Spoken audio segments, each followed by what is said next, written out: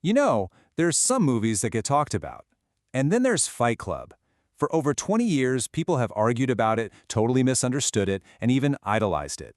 Today, we're going to unpack the film you thought you knew.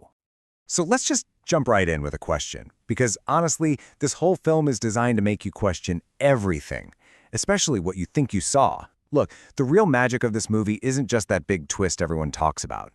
No, it's all the stuff, all the layers, hidden just beneath the surface. All right, to really get Fight Club, you have to go back in time with me. Picture it. It's the very end of the 90s, and there was this weird anxiety in the air. People were genuinely panicking about the Y2K bug. The fear was that when the clock struck midnight for the year 2000, computers everywhere would just break. We're talking a potential global meltdown. Banks, flights, everything. Okay, so into that whole mess, that global panic, drops Fight Club. And wow, to say it was misunderstood is an understatement. It was marketed all wrong, and yeah, at first, it was a total box office bomb. You know, it seems like the studio itself was kind of scared of what they had on their hands. I mean, think about it. It had this potent anti-corporate message, and this was at a time when big brands were king. So a movie that's basically telling you to burn it all down, that's a tough sell. So what do? They sold it as something completely different. Right, so all the ads, all the trailers, they screamed Brad Pitt boxing movie, but what people actually got when they sat down in the theater was this super disorienting trip into the mind of a narrator who's clearly not well. And this huge gap between the promise and the reality, well, it just led to a ton of confusion, really bad reviews, and yeah, it flopped hard. All right, so let's really get into it now.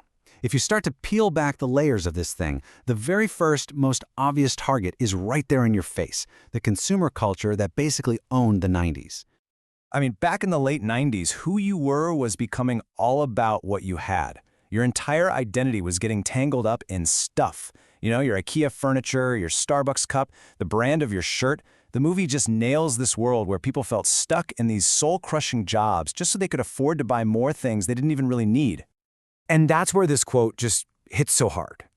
It's the core message, right? It just resonated with this whole generation that felt hollow, defined by all the wrong stuff. The film basically gave a voice to that nagging feeling that your things were starting to own you, and that there just had to be something more. Okay, so this is a really crucial point. The fighting, it's not actually about the fighting. Not really. It's a symbol for something else entirely. All that raw, bloody violence you see, it's a metaphor for one simple thing. Absolutely smashing your way out of your comfort zone. It's this primal scream, this desperate attempt to feel anything real in a world that just felt so numb and fake. It's about breaking free from that safe, passive life everyone tells you you're supposed to want. And think about Tyler's weird homework assignments. They weren't just about being violent for the sake of it.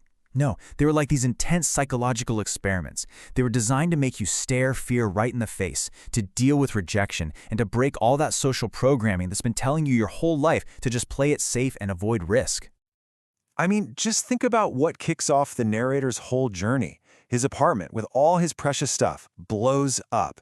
And the film doesn't treat it like a tragedy at all. It's framed as his liberation. It's the moment he's finally free. That fake IKEA catalog life had to be completely obliterated before his real life could even start.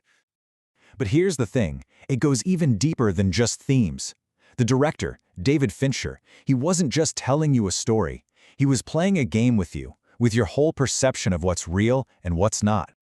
See, Fincher's whole goal was to put you right inside the narrator's head.